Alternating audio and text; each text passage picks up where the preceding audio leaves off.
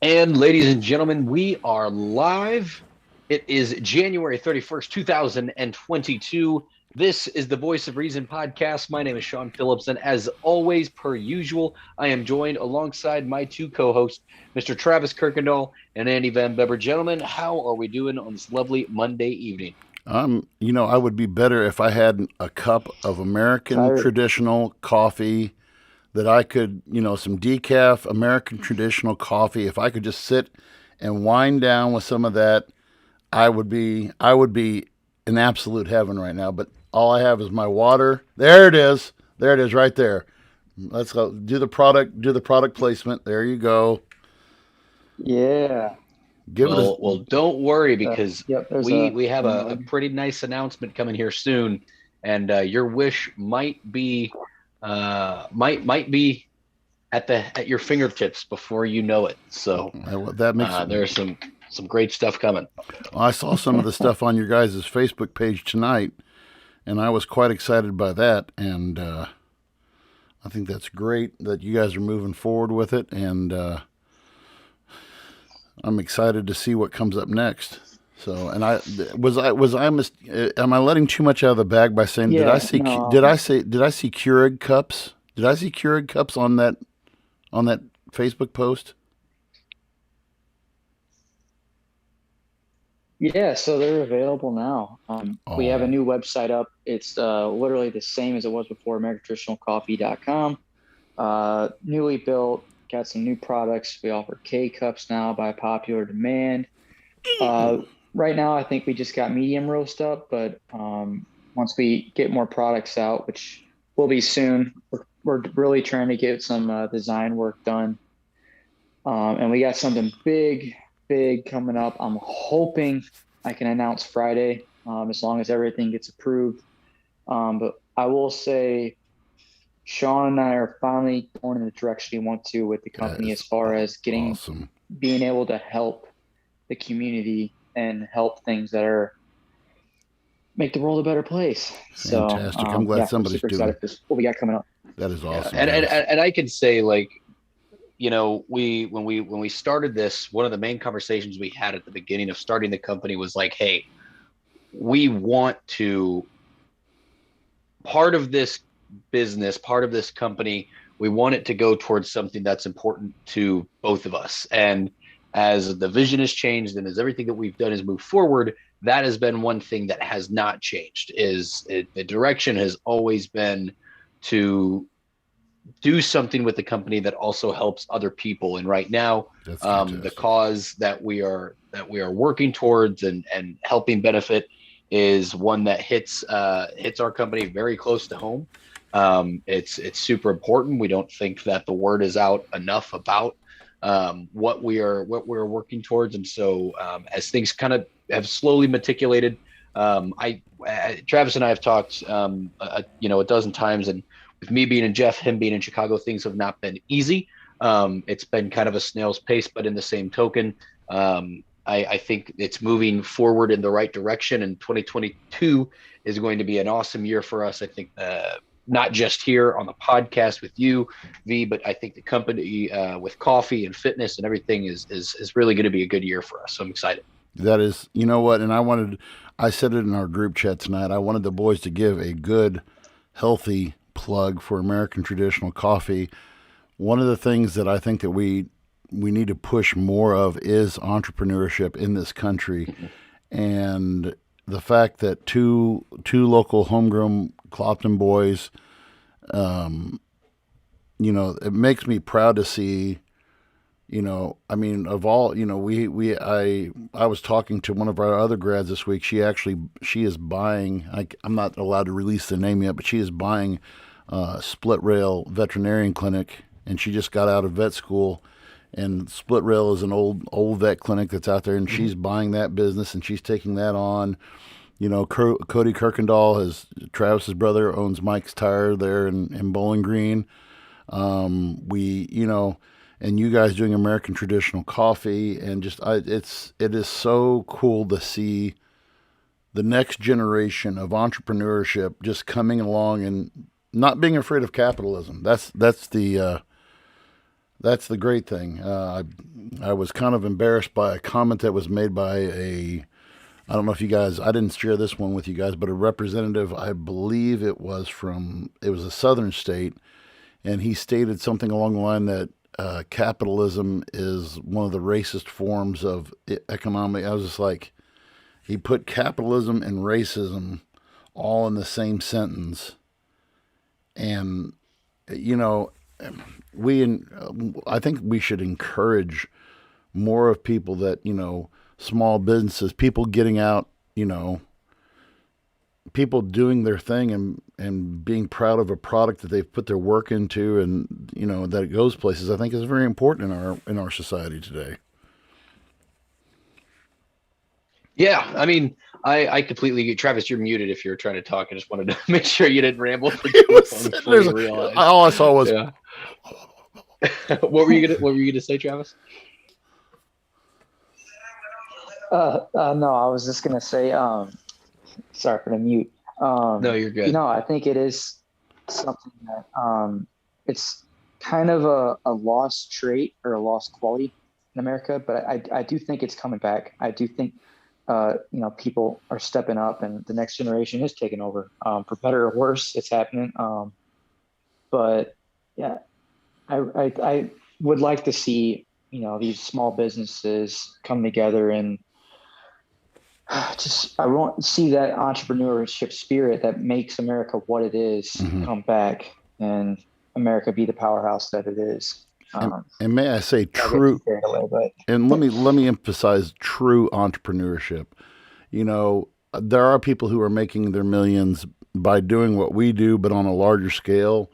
But when I see people who put their blood, sweat, and not saying that the people who do, who are influencers online aren't putting blood, sweat, and tears into their stuff, but actual, realistic, kinetic entrepreneurship that you can hold, that you can see, and I think that that's really a great thing. I mean, I've seen that we have another student who has done great business. I don't know if Lance Dixon in your guys' class, or was he ahead of you He guys? was 2 years below us. Yeah, and Lance Dixon he does belt buckles and spurs, and I mean he's very successful. He does good work, and Mhm. we have just a number of students I can think of, just who have went on and who have done great things, and it's encouraging to see that there is still hope in America. That there still are people who are wanting, like you guys said, wanting to make a difference, and we're missing a lot of that today. And so,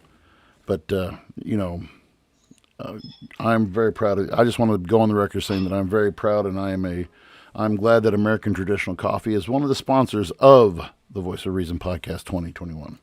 Absolutely. And that's thank the you. thing is when we look at the American dream, and when we go back, when we deep dive, post you know the Industrial Revolution and the boom that we had in the United States, when we fast forward and kind of look at where things are now, like obviously there has been a shift in change from the early 1900s and mid 1900s to where we're at now. Culturally and economically there has been a shift, but one thing that, at least in my eyes, I've always appreciated the ability of young entrepreneurs to go out and adapt and to mold and to create a difference and to be unique and to be creative and expressive. And that's what sometimes it scares me, when some people are so ready to fall back on the government's ability to just pass out this equal wealth, this socialistic ideal, the ideology of everyone should be the same regardless of kind of what you do. And it it makes there are hardworking people out there that really do legitimately put their blood, sweat, and tears into the businesses that they do, to get those things to thrive, and to think that you know some individuals are working to make that dream, that ability, more difficult for someone to obtain. It kind of sucks some days, when you really do think about it. Well, I do want to, and that actually is going in the direction of where I want to kind of open up with tonight. You mentioned government's role in, and our title tonight is when is too much, when is enough too much, and I know it's kind of confusing to say it like that, but what I want to get into, and we're talking about small business, and I wanted to bring out this latest move. It's not latest move. This has been on the books in California since 2014, and I forgot what the proposition number was, but it's I think it's like 414 or something like that. But this was a movement in California to basically make anything shoplifting under $950 to be a minor misdemeanor. Anything that you shoplift under $950 to be a minor misdemeanor. And so San Francisco leads California. Of all cities, San Francisco leads all of California in 2020 in shoplifting events, and the most San Francisco is the highest. What's the correct way of saying this? The highest number of unprosecuted shoplifting cases in the United States.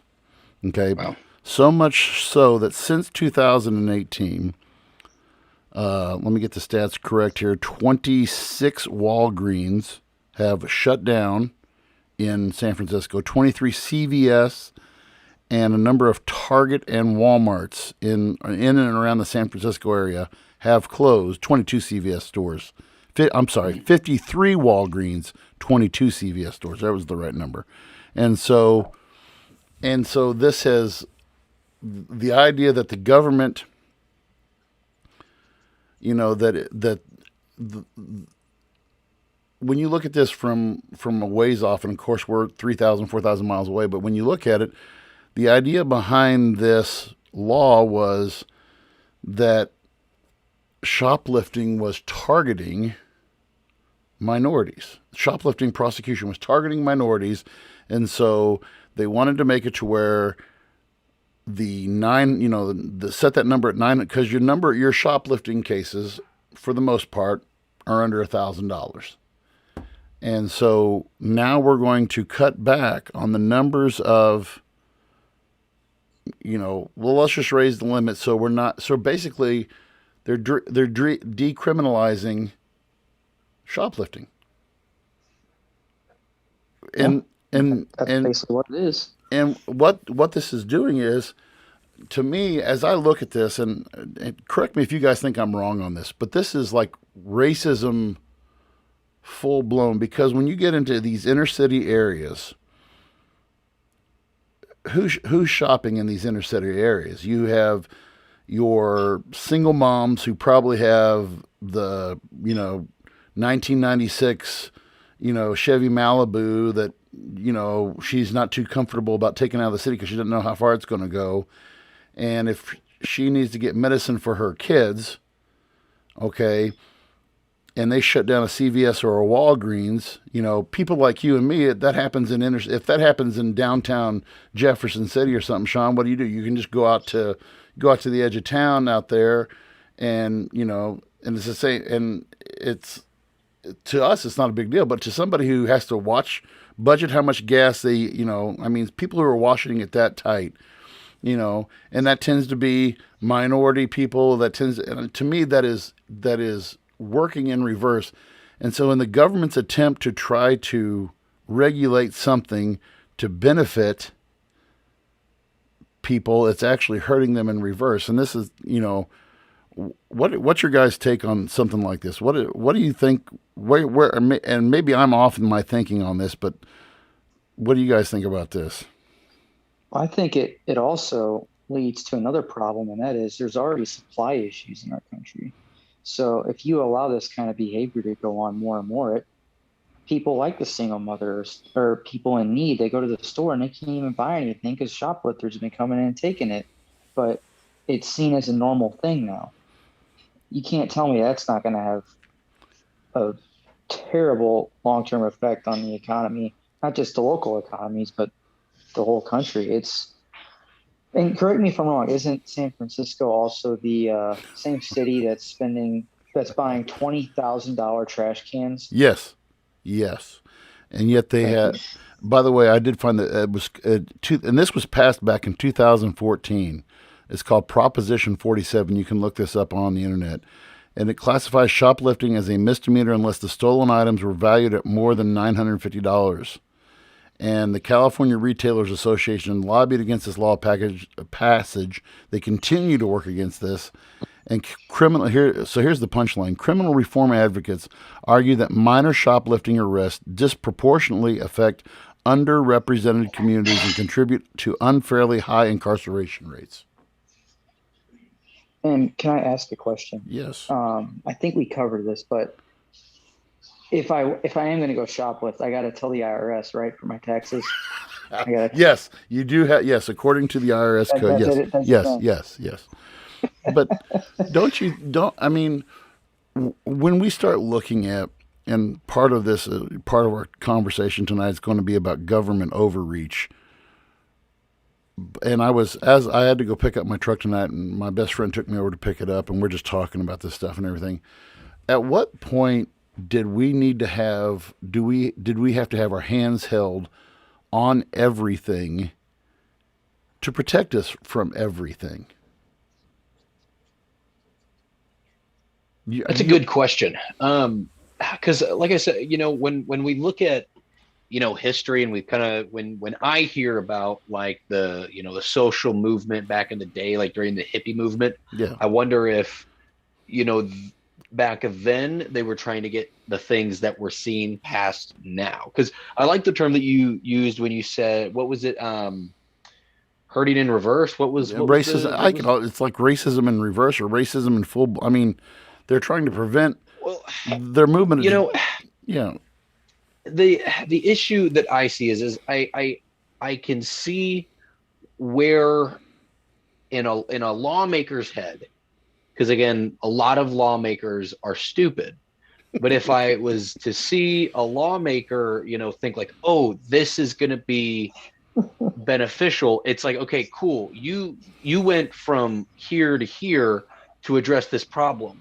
But between this point and this point, there are a lot more barricades. This is an issue that you have to figure out what you need to do correctly. I mean, when we look at it, like I look back at like a lot of the protests, I love protests. I love when people are out there, and I understand, I see why, it gets to the point where people are burning down buildings and people are angry. I see why these things are happening. I'm not surprised by them happening.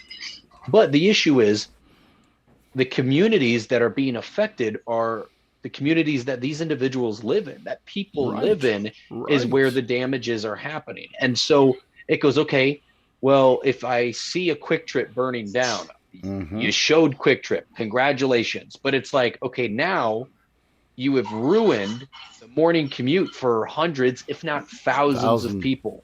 You have deterred, you have made it harder on your community. Like when I remember in Ferguson, when I saw that Little Caesars burning down, I go, literally, one of the things, as stupid as it sounds, because I remember when we lived in Iowa, when I grew up as a kid, my dad was in seminary schooling, working several jobs. My mom worked several jobs at a Montessori school, like teaching preschoolers. And I remember one of the best parts of my week would be Friday night, is we would get a movie from Blockbuster, I'd get a video game from Blockbuster, and then we get a pizza from Domino's. And like that was such a staple in my life, because we didn't have a lot, but what we had that, and I had my family, and it was awesome. And so when I look and I see like the Little Caesars being burned down and the local businesses that are being burned down, right?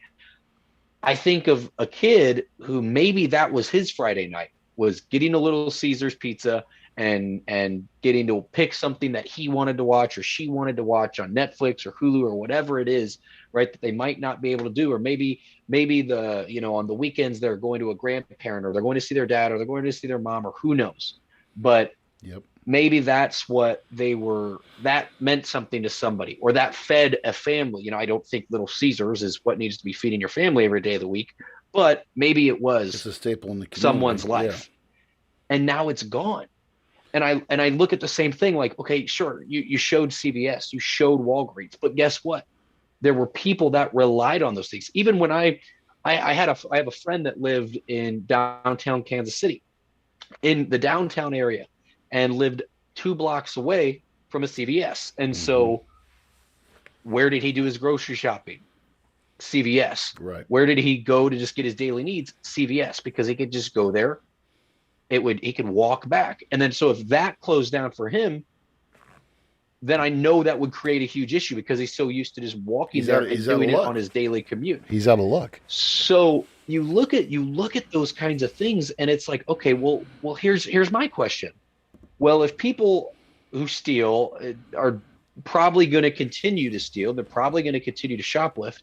If you take away the corporation industry of your local community, because it's not like, I mean, yes, let me rephrase that. In some cases, people do come from out of town and go there and steal because they know they can get away with it. Right. But if you take away the corporations from a local community, then what's left? The local business, the local entrepreneur that can't afford to compete to with just shut down right. their business because that's their livelihood. And when you allow that to happen, like even at Jeff City or in St. Louis, it's a lot more common to see corner stores. They're owned by local individuals Mm-hmm. that aren't chain affiliated. And so if someone was to steal even $100, that's killing them. Worth of, that's huge. Yep. And we see when we log on Twitter, when we get on Facebook, when we see the ads in the news, the things that we see the Walgreens shutting down, we see the CVS. Those companies don't give a shit if they're not in San Francisco. And they don't care. Because they can pop up there's like 2 of them popping up in Wentzville every other year, it seems like. Well, let me go a step further with that then. So you see the thing that happens then in return then is people will go out and they will publicly criticize them. They will criticize CVS, Walgreens, Target, Walmart, Home Depot, Menards, whoever, when they pull out of the inner city areas because they're like, oh, you guys are just racist and you don't. No, it's called protecting the bottom line. People don't understand. It's not about racism, and it's not about race. It is about crime. It is about cutting back on people stealing from them.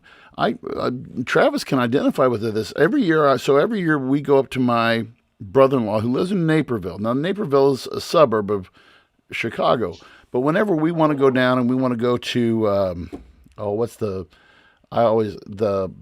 Deep Pan Pizza place, Travis, they have them all over. Where? In Chicago, the Deep Giordano's? Pan. Who? Giordano's. So whenever we want to drive, they've got a few, but we'll go the experience. So we'll go downtown and get something from Giordano's. There's one, I forgot where at. It's Halstead Street or something like that down in Chicago. They got a couple different ones downtown. Yeah. And so we'll go down there.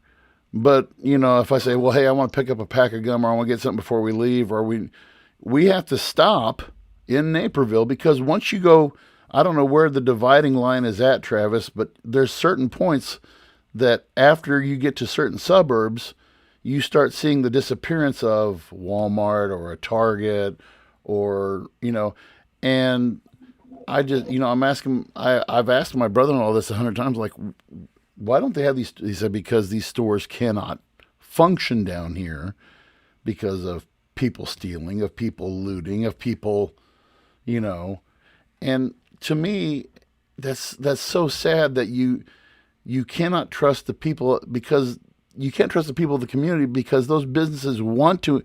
I mean, they're not this. Some of them are corporate giant, money whores, Walmart, but there are still some of those businesses who do care. I like the Targets and I like the Kohl's, and Target goes above and beyond to invest in these in these inner city areas because they want to give opportunities to people who don't normally have a job, and they give a lot of second chance jobs to ex-cons and stuff like that. But to see them pull out away from those communities because, man, after a while, you start taking, you think about how many of those shoplifting $950 misdemeanors is going to add up to a major profit loss for the quarter. You know, So, what do you Oh, guys yeah. think? Where do you think there can be a, a solution? Because in communities where these stores are leaving, right? And we'll go out. I wouldn't even say it's on a limb, but these are probably typically in not like suburban areas, but more downtown metropolitan areas in the big cities where typically poverty is at an all-time high.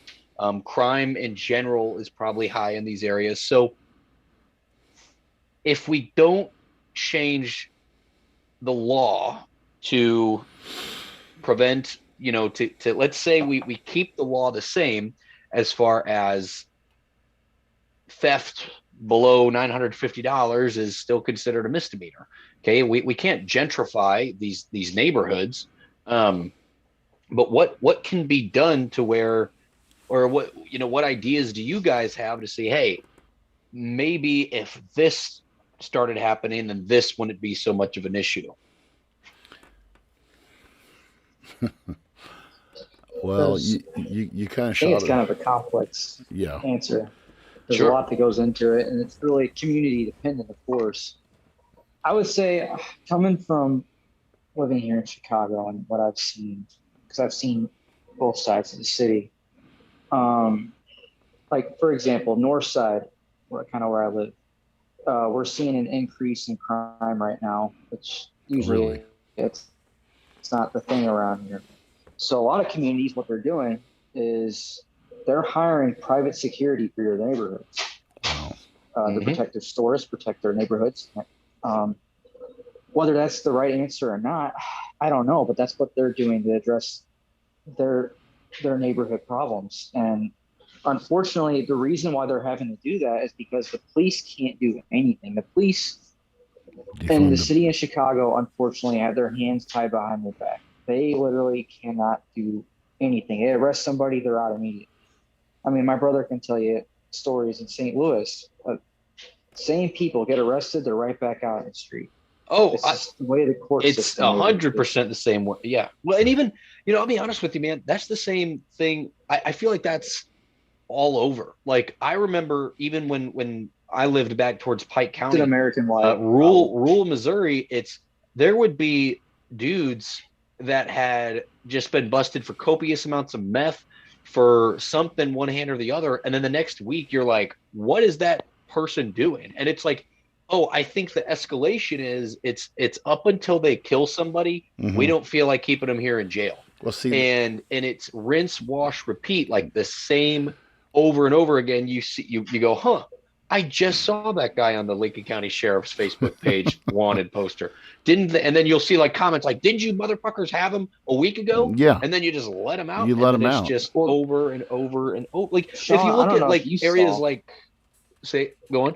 there was that shooting recently. I don't know, uh, that Northern Provisions page shared it, and the guy, he killed like I forget how many people. But you look at the guy's track record; he had been in and out of jail like constantly, and it's like, hmm how the hell does this guy even have a firearm? Like, What was it in New how is York? he even The how is he there even was not in prison right now for the stuff he had the done? cop that was killed, and then one of the accomplices of the, because the guy that I don't know if it was New York. It was It was recently, and I think New York. It was New York. There was a guy killed a cop. That guy died, but then his accomplice was out on the street in less than a week. Yeah. So it's just like, I'm a huge advocate for, I believe that we need prison reform, but Yep. like the issue is, in a perfect world, it's like, look at what they do in other nations where prison is more like a rehabilitation center. But it's like the issue is, in America, our prison system is so large now, and it is so indoctrined the way that it is. It's like this cannot be an overnight change because there's just individuals in jail that aren't going to change Oh, overnight. But don't you? And But don't you think though? So I want to go back to something you said earlier. The criminal justice, the criminal justice system. When you look at that phrase in and of itself, is there actual justice being done? Because in order for me to say, okay, justice being done, is somebody else being made whole because of the crime that that one person has committed, or are we too concerned about keeping, like you said, prison overcrowding is a problem? Mm-hmm. And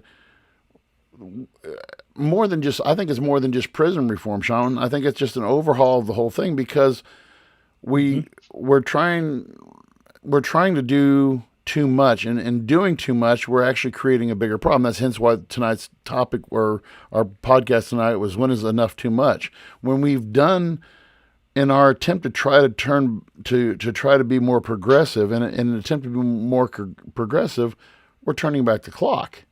We're not being Yeah. progressive. Well, We're turning back the clock. We're going in the exact opposite direction. I say, okay, well, let us say, okay, there's a, when California went to the extreme and they changed, they're still, in California is in the process of changing the three strike rules. In California, if you commit three felony charges, life. life in prison. And so, and I remember this example. I read about this example one time of this guy who shoplifted at, it was at a two it was at two Kmart's and one Walmart within the course of a week.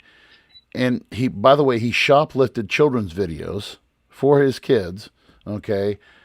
And that guy right now is serving a life sentence in the California state penitentiary system because of that. Okay. And I can understand where California made this, why they made this Proposition 47, why they, to probably to try to reverse some of that. But at the same time, in trying to reverse, we've gone from one extreme to where you commit three felonies, you're in prison for life, to now, okay, well, let's decriminalize. It's like, the mentality behind people saying, well, let's just not legalize pot, let's legalize everything. Let's go full Amsterdam and legalize everything. And by doing that, we'll eliminate the problem. If you just say we're going to decriminalize, you know, to me, pot and alcohol are right there on that same level. Okay, I don't have a problem with pot. I've seen the, but when you start saying, okay, well, half the guys in our prison, they're meth heads and blah blah blah and all this other stuff. Yeah, because meth kills people. Okay, so we throw common sense out the window. So we go from saying three felonies, three strikes, you're out, to now let's say, well, let's decriminalize this, and this, and we'll end the problem. That doesn't solve the problem. That creates a bigger problem. So that's where it's so weird, because obviously the United States is way larger than nations like Sweden, right? It's Mm-hmm. not even, you can't compare apples to oranges. But when you look at nations like there, where when they legalized heroin, okay, from the day that they legalized heroin, they have had zero overdose deaths in Sweden. Where when it becomes legal in the sanctuary cities, where drug sanctuary cities, it becomes a bigger problem. And so it's just like, like literally in, I believe it's Sweden, you can go to a doctor, and if you request heroin, they administer it to you right there, right on the spot. Mm. And but the thing, but what they do is, because heroin is, as you guys know, and I don't know if it's exactly heroin, but I am not sure the specifics. Um, were like components of it, or were essentially used in medicine back in the day, like Right, for pain. right. And so, essentially, what they have in a doctor's office is the purest, cleanest form of it. Okay, and so they administer it to these patients, and then after they are administered, they are required to do a therapy session. And what they have found is that they are having less people that are addicted, because they nip the butt of the root of their problem in their therapy. And then, since they're at a hospital, they're able to go and check into a rehabilitation, continue their therapy, continue to ease themselves off the drug, and then come out clean. They've had zero overdose deaths. They have found that by spending the money on the therapy and the rehabilitation, and the actual drug itself is cheaper than the ERs that they would need for overdoses that they find in the streets and where they find them, because a lot of these people didn't have insurance. So it we see where like these they might have the idea like, well, it's working over there, that's how it would work here. And Yeah. that's not the case. And so we have to figure out what can we do to Yeah. have it work like it does over there. You have to. I think you have to consider your sample size, though. I mean, like you said, Sweden is, down. We're the third largest country in the world, and when you compare the two, like you said, apples to oranges, I have serious issues though.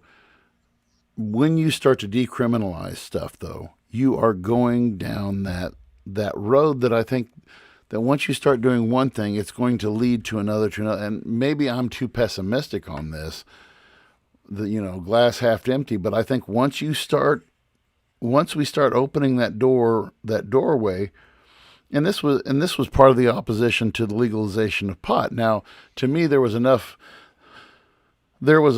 of a argument that was presented to me that I could say, okay, legalization of pot, you know what, it's not going to be that big of a deal. But then you have those who say, well, you're opening things up a doorway drug. Well, it depends on, because you cannot legislate something that is going to affect every single individual and try to make them fit a mold and hope that it works. Like you said, you're with your heroin example from Sweden, you have to have an individual who is willing to recognize that they have a problem and that they can go into the doctor and get this, but recognizing that at the end of that path is going to be a clean and sober life, where some people don't want that clean and sober life. They want that immediate, that hit, and they want to. I don't know. That's why I have reservations about stuff like that. Travis, I've left you out too much here. What do you think? No, you're good. I think definitely a change I think would benefit is I think big government needs to take a step back from these communities, and they need to Yes. let the communities and the smaller governments handle this. They know what's actually going on. President Biden does not know what the neighbors of Irving Park are having issues with right now. He just doesn't.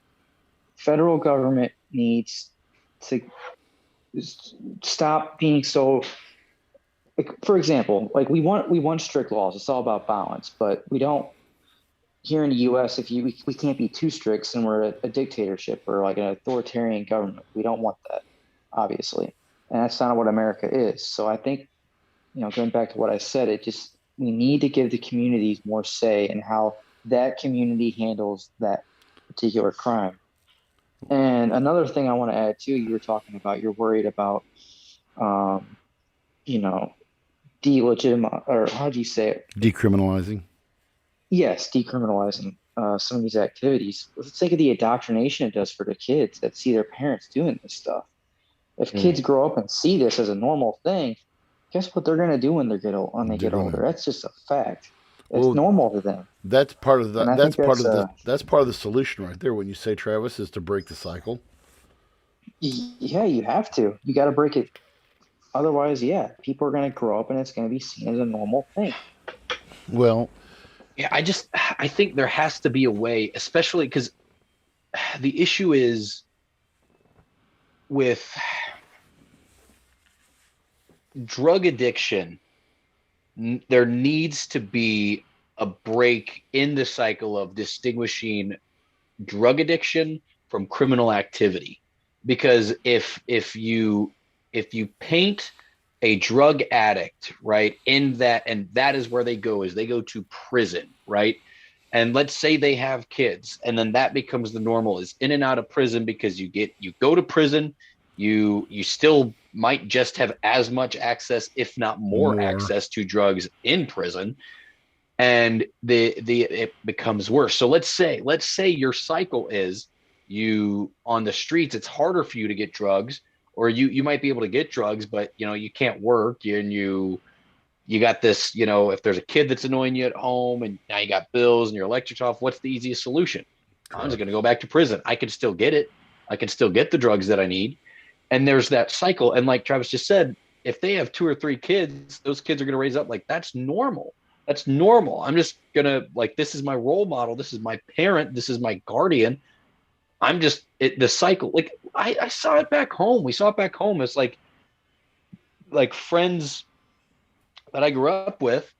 I see where some of them are at now, what they're doing, and I know some of them that was their upbringing was that, and it's just those kind of cycles. Now, if we can nip and take okay, a if we can distinguish where a drug addict is a sick person, and how can we break that cycle without prison? Because here's the thing, the way that I view it, like I'll look at it from an economic standpoint, I'll look at it from as a taxpayer. Okay, I would rather invest the money because it's about the same amount of money. If I mean, and if we did a breakdown, is I would rather if instead of sending a drug addict, right? If you're arrested now, if you're selling narcotics, if you're selling drugs, that's a crime. You're part of the problem. But if you're busted for possession, let's just say, right? Well, then instead of prison, instead of jail, let's try therapy and rehabilitation. So then that way, maybe it doesn't work, and maybe that person ends back out on the street in a month doing the same thing. Well, guess what? They were going to do the same exact shit if they went to prison or if they went to jail. But if we have rehab and therapy be an option instead, and we start to break that mold of a drug addict is a sick person, not a criminal, well, then, hey, if we start to rehabilitate more people and rehabilitate people that are sick drug addicts, get them back to being functional working members of society, because you're not wrong. Like you're gonna have individuals that like, I don't want to be clean, I don't want to be sober, I don't give a shit. You're gonna have others that genuinely do, but the drug has such a hold of them. So I think if we broke that mold, like it's tough because I understand like if you decriminalize it, right? Well then what happens? Like if drugs become more accessible to, that's always the big concern. Is like, well, what about the kids? Well, they're going to find crack in the street. It's like, well, they're already finding crack in the street. I don't know. Yeah, let's be honest. We've been kids. If you really wanted to do drugs, it wasn't that hard to find. Yeah, and so let's be real. And so now we're bringing this full circle. Okay, so now we're coming back to where we originally were. At what point do we have to have the government stop trying to legislate personal behavior, and when do we start putting more responsibility? And this again, we've tried prison reform, we've tried decriminalizing this, that, or the other. We've tried all of this legislative routes. To me, there has, and this is I don't have a solution, but this is to me is where we need to approach the solution. We have to approach the solution at the root of the problem. You're not going to take care of it up on the top floor, on the floor of the General Assembly in your local state house, or in the Capitol floor of Washington, D.C. Where you have to address the problem is at the grassroots level.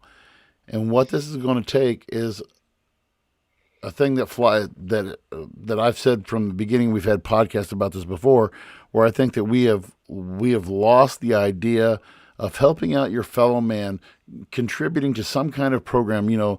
Something like what Sean and I were talking and Travis were talking about before we came on tonight, about Sean going into high schools and talking to kids about what sexual abuse or sexual misconduct or what that looks like. Starting with some regular, and I'm not saying to knock Sean down, but a regular Joe, a regular guy who's he's in the community. He's a recruiter in the community. He's doing this, and he's going out and he's speaking at a level to where he can reach kids. If we had more people who actually gave a crap about their society, to me, therein lies the problem. You cannot legislate morality, and you can legislate reform, but only to a certain point. At somewhere along that line, you have to have people come in at your local level, get outside of their zone of themselves and start looking and caring about your fellow man. Okay, so if I say, okay, I'll just bring up Louisiana. Okay, sorry for our Louisiana friends who are listening.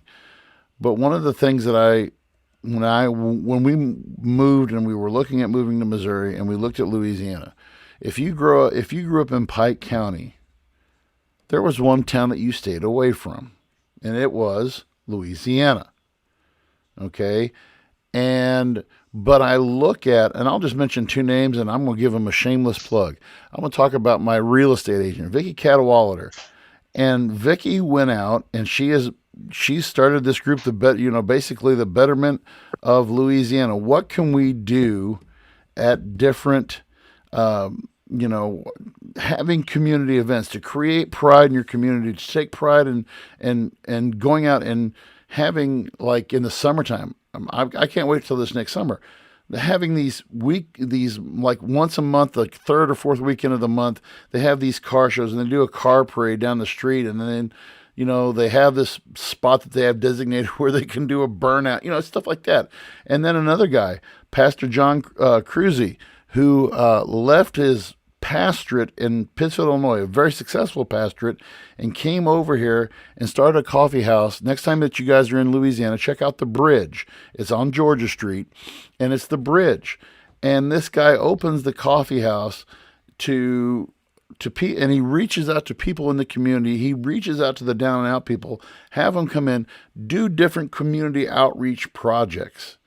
Hey, we're doing like a good deed thing. I think, like, they have a board. Hey, I'm going to buy an extra cup of coffee for a guy who can't afford a cup of coffee, and just get the thing off the wall. Stuff like that is people who are, to me, reinvesting in Louisiana and trying to make Louisiana a better place. And we need more people like that who want to get involved. And does it take away from personal time? Of course it does.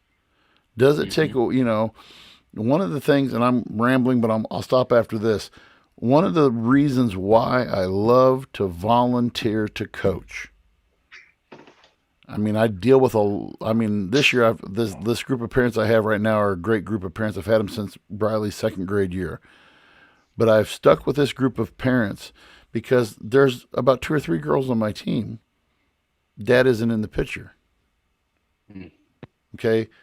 And they see the cycle of, okay, I can't trust men because men leave mom, men beat up mom or whatever. Or if I can be a solid male figure in their life and treat those girls with respect and treat them with kindness, hopefully then they'll break the cycle and they'll look for a good man. Not saying that I'm a good man, but a man who will demonstrate morals and will care for them and treat them with respect. That's how you break the cycle. Yeah, I think one thing, again, That's awesome. why Travis and I have meshed so well, like, our relationship as friends, it goes back very far. When because did you get to Clapton the same year I did, 4th grade, or did you get there in 3rd grade? 4th grade. 4th grade. So we got there the same year. But I remember, like, one thing that literally Travis and I, pretty much every time we talk, one thing we talk about was our experience working together from our freaking junior year of high school up until a couple of years into college at Overlook Farm, the station in Clarksville. Yep. And we would talk religiously about how unique the vision that Overlook Farm and that the station was, and like things that were in Clarksville that had no business being in Clarksville, like the things that we got to experience and do, the people that we got to meet. It was so cool. But then as the years went by, you just saw Clarksville deteriorate. Yes. Underneath itself. And like now, like, it is so sad. Like, I remember my first year living in the area, the first year I went to Apple Fest was like, I understood what the hype was, because all these people talking about it leading up to it was like, it's like there's these vendors, there's all these things. And I remember the little downtown strip of Clarksville. I remember the shops. I remember the stores. I remember the little nooks and crannies, and it was so cool. Mm-hmm. And then now, nothing. It's a ghost town. It is. With where little to no crime business. Little to no business runs rampant in a town of less than 500 people. The same handful of individuals have caused that town to be not a place that you want to be, where businesses can't thrive, where people in the area don't want to move to. And like, I know, we all know wholesome leaving hurt that community tremendously, but instead of rebounding in a positive way, it just has deteriorated such a beautiful area. And so I know, like, that's one of the things, like when Travis and I first started the business, and the vision was always like to build back that community and to build back like Eolia, and those are huge ambitious goals. But I think that if the community outreach was there, like it sounds like it's coming back in Louisiana, um, I mean, I don't see why things like that have to be, why Clarksville, the has to be a shell of its former self. It shouldn't have to necessarily be like that. Small town. No, absolutely not. Yeah. Small, and the death of, I'll come back to this, the death of community is what's leading to this. I've used this example before, and I stand behind this. Dr. Tony Evans. Dr. Tony Evans, who is one of my favorite authors, he is a African American pastor. I believe it's in the Houston area. I believe it's somewhere down in Texas, but he believes in starting. He says, when I look at the problems that we have had, and he said the answer, and this is where a lot of my own personal belief comes from. Is, I mean, I've read it. I do. I will admit I'm limited in my reading, but the books that I have read have been by the ones that I go back to are by Dr. Tony Evans, and Dr. Tony Evans talks about one of the things that he really gets into is talking about the role of the breakdown of society, and the thing that he starts with first is, it goes back to what we've talked about. It starts right in the home. Okay, so when mom doesn't fulfill her role in the family, dad doesn't fulfill his role in the family, and the core structure gets messed up, then where does it go from there? Well, then you move into your outer circle. Okay, then you're talking about, okay, my block. If I don't do, if I can't if I can't keep, and I say I figuratively, husbands, wives, mothers, fathers, if I can't manage my own household, then you see, well, then that goes out into your community. Because if you're not giving a crap about your household, if you're not giving a crap about your family, you're not going to give a crap about your community. If you don't give a crap about your community, you're not going to give a crap about your county. If you don't give a crap about your county, you're not going to give a crap about your state. If you don't give a crap about your state, you're not going to give a crap about your region. If you don't give a crap about your region, and on and on and on and on and on. And so, and I, what my whole thing is in this regard, since we've had this breakdown, since we've had this societal breakdown, and Sean, you kind of mentioned earlier on about the '60s movement and trying to, okay, well, now those people have taken that pioneering spirit of reform at the grassroots level, and now those people are running Congress. They are running your state houses. And they've kind of lost their idealism and traded idealism in for party legislation. And by doing so, they've totally lost the point of what they're trying to do, which is try to make a better world. I may not have agreed with everything that happened back in the '60s, the stuff I've studied about it, but there were people who made a difference and who wanted to make a difference. You had your Dr. Kings, you had your Robert Kennedy, you had all these guys who tried and wanted to make change. Dr. King made change and he was assassinated. Okay. Have we progressed now to the point where we say we have racial equality? Absolutely not. But we have legislators who are trying to make social change to where African Americans are treated fairly and people of minorities and people of different sexual orientations are treated fairly. But in the more we try to regulate and legislate and do that, we're being counterproductive and we're creating a bigger mess than what we're left with, because it's taken out of the hands of the local level and it's put into the hands of the legislators. And the legislators have these spitball guys who are trying to get their master's degree from their law school. And one of their law school projects is, hey, come up with a piece of legislation that will have a positive impact. And then they take the idea that they've dreamt up, they throw it at their legislator, and then they twist, turn, and it becomes counterproductive. And so I don't believe that you can legislate change. You cannot legislate change. You can fix the. Now let me back up. You can take care of the areas that need to be. You can say, okay, it's against the law. You are not going to refuse service of an African American in your coffee shop. You got to serve them. Okay. You can legislate and you can say we are not going to allow for sexual harassment, sexual discrimination, gender discrimination. We're not going to allow that stuff. You can regulate that, but much beyond, the macro you can regulate. The micro you cannot regulate, because that is up to individual families, communities, every local leaders, like you said earlier, Sean, to fix that issue.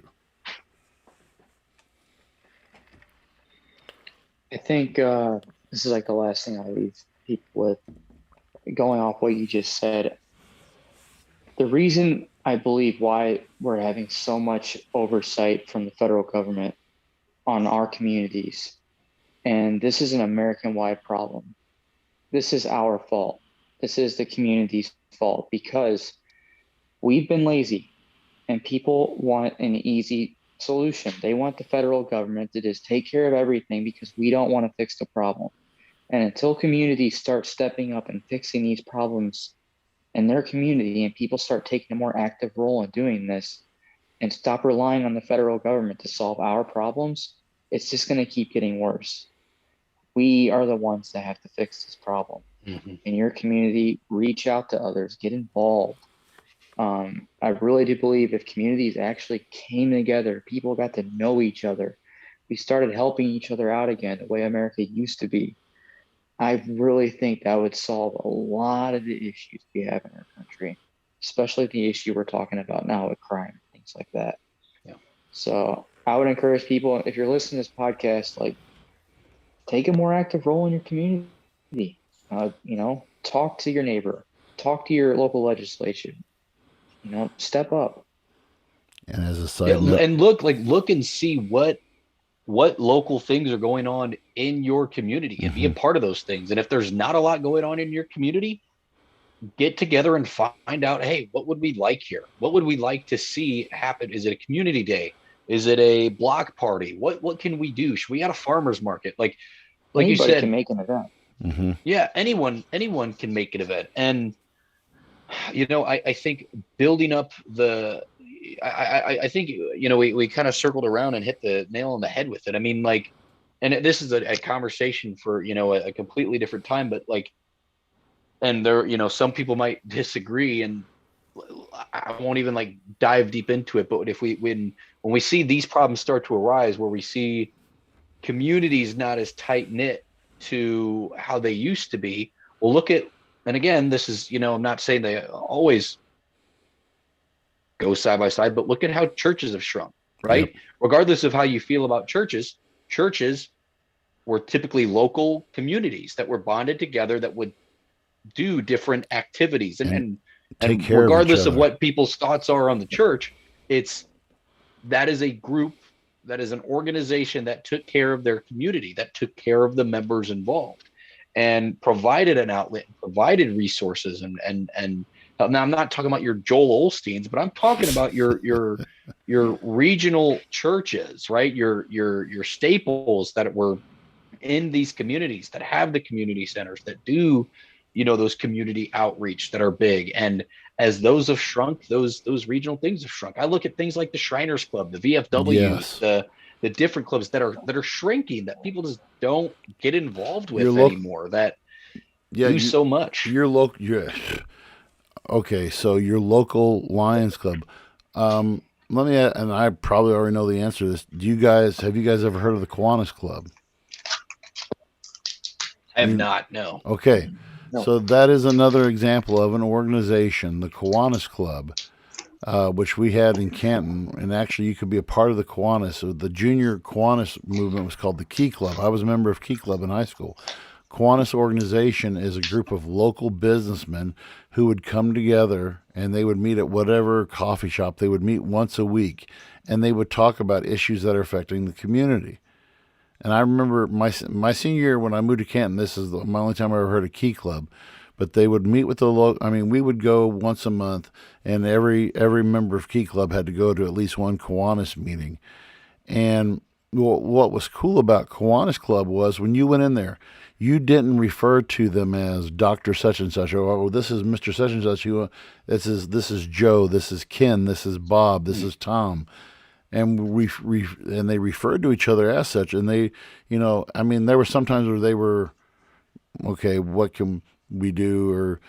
But I remember specifically at Christmas time, these guys, and there was, for example, one of the people, Steve Ayers, who is I don't know if he still is or not, but he is the owner, and Airco is based out of Canton, Missouri. And the owner of Airco, and he was there. It's like, oh, this Mr. Ayers. No, this is Steve. Okay. And these guys would come together and they would say, okay, at Christmas time, what are we going to do to make sure that these underprivileged kids have not just toys, but good toys? What are we going to do to see that these kids, that everyone who's in this group, or that everybody we know of who needs a turkey for Thanksgiving gets a turkey for Thanksgiving? What are we going to do to help that family whose dad is having chemotherapy treatments, therefore he can't work? What are we going to do to help that family out? And it was those guys who were plugged into their community, local businessmen who said, but like you said, Sean, and these groups, Kiwanis Club, Lions Club, the only active Lions Club I know of in the area right now is the one in Pleasant Hill. Hill, and these guys put on these, they do fish fries and they do chili suppers and stuff like that. But the last time that I was at they're called Pike County Pig Days over in Illinois, over at Pittsfield, and you go over the Kiwanis, you go over to the Lions tent, and these guys there used to be 30, 40 guys in there, and they would be shredding, they'd be cutting up potatoes, and, you could get curly fries and cheese fries. And I guarantee the last time I went was last year, and they were probably down about 10 or 15 guys who were working that tent. And I guarantee you, they were all over the age of 65. And I mean, you're not getting the younger guys, the younger people, because we are so self-absorbed. And in doing so, hence where the breakdown of our society comes to. So, but yeah, great discussion, gentlemen. Good discussion. Yeah, absolutely. I definitely had a good time tonight.